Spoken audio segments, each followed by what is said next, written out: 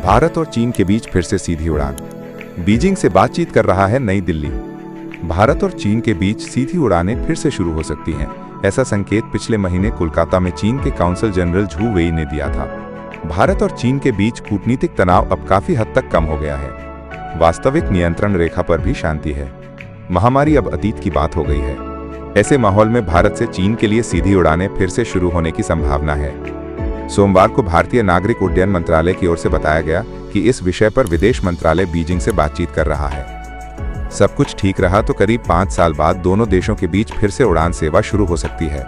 कलकत्ता में चीन के काउंसिल जनरल झू वेई ने पिछले महीने ही इशारा किया था कि भारत और चीन के बीच सीधी उड़ानों की बहाली को लेकर दोनों देश लगातार बातचीत कर रहे हैं। सोमवार को नागरिक उड्डयन मंत्रालय के सचिव भुमनुन भुवाल नाम ने कहा, बातचीत शुरू हो गई है। सीधी उड़ानें शुरू करने के लिए विदेश मंत्रालय और बीजिंग के बीच सैद्धांतिक सहमति बन चुकी है।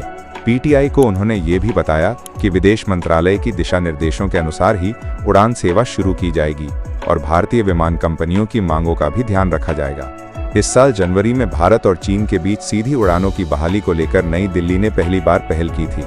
उससे पहले विदेश सचिव विक्रम मिस्री चीन के दौरे पर गए थे। इसके तुरंत बाद नई दिल्ली की ओर से बयान आया था कि उड़ान सेवा बहाल करने की कोशिश की जा रही है। उल्लेखनीय है कि पिछले महीने ही भारत चीन के राजनयिक संबंधों के 75 वर्ष पूरे हुए। इसी संदर्भ में पिछले महीने चीन के काउंसिल जनरल वेई ने कहा था, भारत चीन संबंधों का बसंत आ चुका है।